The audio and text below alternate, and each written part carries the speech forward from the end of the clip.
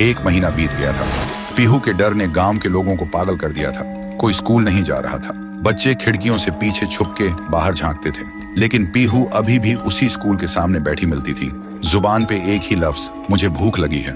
फिर एक दिन गांव में एक बड़ा तांत्रिक आया। सुना था 1000 भूत प्रेत भगाए हैं उन्होंने। तांत्रिक गांव में कदम रखते ही एक आदमी से पूछा, ये गांव इतना शांत क्यों है?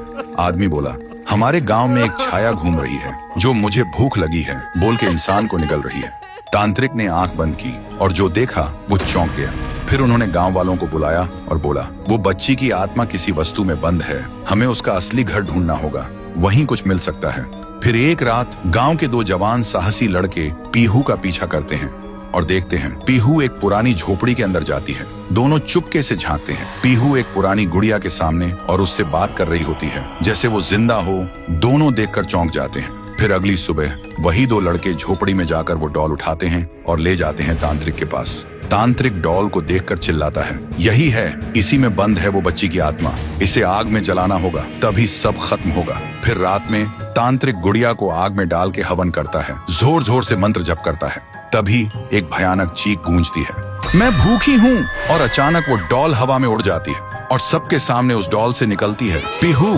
और जिन लोगों ने उस डॉल को छुआ था उनके शरीर एक एक करके पंडित जैसे फट जाते हैं। ये सब देखकर तांत्रिक भागने लगता है, लेकिन अचानक रास्ते बंद हो जाते हैं। वो पलट के देखता है, उसके सामने खड़ी होती है पीहू और वो बोलती है, तू मुझे जलाना चाहता था, अब तू जल। एक ही सेकंड में तांत्रिक के शरीर में आग लग जाती है और वो जलकर राख हो जाता है। उस रात के बाद गांव वालों को सब समझ आ गया था। पीहू ने सिर्फ उन्हीं को मारा जिन्होंने उसे दर्द दिया था, भूखा छोड़ा था, बाकी सब लोग ठीक थे। अगली सुबह गांव के सब लोग पीहू के सामने खाना लेकर आए और रो पड़े।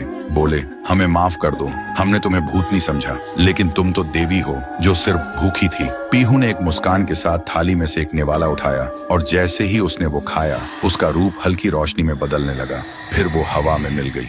उस दिन के बाद पीहू कभी नहीं दिखी। तब से वो गांव वापस वैसे ही हो गया, शांत, प्यारा और खुशी से भरा। तो दोस्तों, अगर कभी कोई भूखा बच्चा दिखे तो उसे भिखारी समझ के नजरअंदाज मत करना। क्या पता वो तुम्हारी इंसानियत का इम्तिहान हो।